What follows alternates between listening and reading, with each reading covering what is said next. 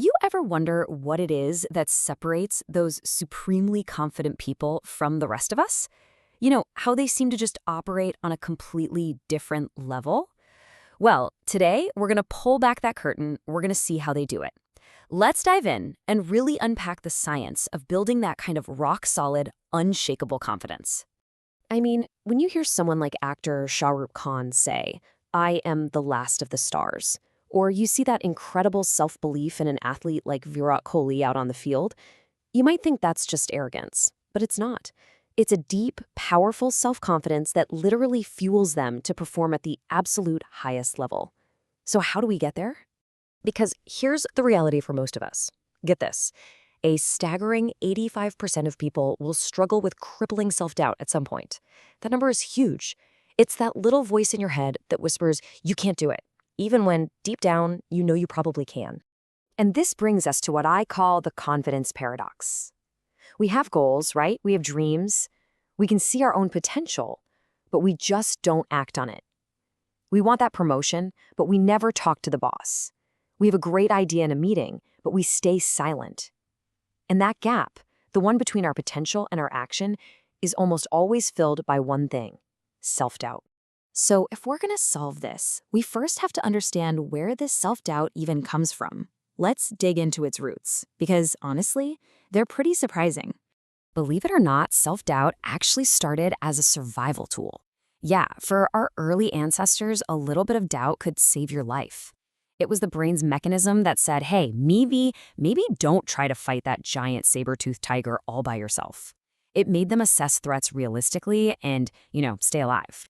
But here's the problem. That ancient survival program is still running in our modern brains. And today, it can get way overactivated. If you grew up with constant criticism or were always being compared to a sibling or a friend, that old survival tool gets cranked into overdrive. It stops protecting you and starts limiting you. And there's some really cool neuroscience behind this. See, deep inside your brain, there's a little region called the anterior cingulate cortex, or the ACC. The easiest way to think about it is as your brain's internal error detector. Its main job is to scan for mistakes and send out an alert signal. Now, when your ACC is working the way it should, it's really helpful. It's that little nudge that says, hey, you should probably double-check that email before you hit send. But when it becomes overactive, thanks to those past experiences, it just starts sending out constant false alarms. It stops giving helpful warnings and starts screaming things like, I'm not good enough for this, which leads to all that overthinking and chronic self-doubt. And what's even worse is that this overactive ACC gets stronger and stronger because of our daily habits, a lot of which we do without even realizing that they're just chipping away at our confidence day after day. Come on, do any of these sound familiar? You're constantly scrolling social media, comparing your life to someone else's. Or you never speak your mind because you want to avoid any kind of conflict. Maybe you're always asking for permission for every tiny little thing. Or maybe you're just constantly telling yourself, I'll do it later. These are those sneaky, everyday habits that just feed that self-doubt and keep you feeling stuck. Okay, so we've laid out the problem, we've looked at its roots, and we've pointed out the habits that keep it going.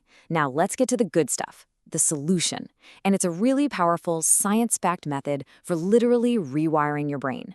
It's called cognitive behavioral therapy, or CBT. And look, this isn't some feel-good, fluffy idea. It's a proven technique used by psychologists, elite athletes, top CEOs, you name it. In fact, research shows it's actually more effective than medication for a lot of anxiety disorders. And the core idea is really simple.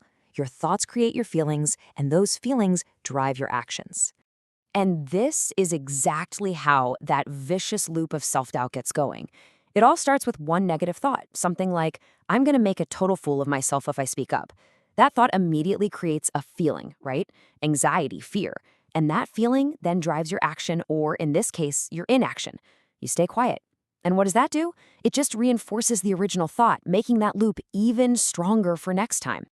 So the big question is, how do we break this loop? Well, we're going to use a simple but incredibly powerful tool from CBT called the triple column technique. It's a super practical method you can start using like today. All right, step one is simple. You have to identify that automatic negative thought. Think about it like this. If a room smells bad, you could just spray some air freshener, right? But the smell is going to come back. The real solution is to find the source of that bad smell and get rid of it. It's the exact same thing with our thoughts. We have to find that root thought that's causing all the self-doubt. Now for step 2, and this is where it gets really interesting. We need to identify the distortion. See, our negative thoughts often feel like reality, but they aren't. The creator of this technique tells this great story from when he was a kid. He'd walk into his dark bedroom and see this terrifying figure by the door, a ghost. He was so scared, until one night, he finally realized it was just his Carta pajama hanging on a hook. His mind had distorted reality. And our negative thoughts, they do the exact same thing.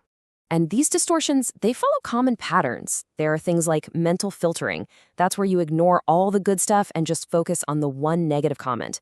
Or all or nothing thinking, where if it's not absolutely perfect, it's a complete failure. Once you learn to put a name on these distortions, you start to see the pattern and you take away their power. So let's put it all together. This is what the technique looks like in action. You grab a piece of paper, make 3 columns. First, you write down that automatic thought. I'm going to be ridiculed on stage. Then, in the second column, you identify the distortion. That's jumping to conclusions. And finally, you craft a rational response. You know what? My preparation is what's in my control, not their reaction. This is just part of the process of getting better. See how that works? This last step, it's all about becoming your own lawyer. Think of your negative thought as the prosecution, making all these wild, baseless accusations. Your job is to stand up like a defense attorney and challenge it with cold, hard evidence and logic. You're not arguing back with empty positivity. You're arguing back with reason. Because really, if there's one thing to take away from all of this, it's this. Confidence is not some magical trait that some people are just born with and others aren't. No, it is a skill. It's something you build methodically, one thought at a time, one action at a time. And every single small step you take makes it stronger. So, as we wrap this up, I want to leave you with this question to really think about. Now that you have the tools, now that you know the science, what is the very next small, concrete step you are going to take to start building your own unshakable confidence?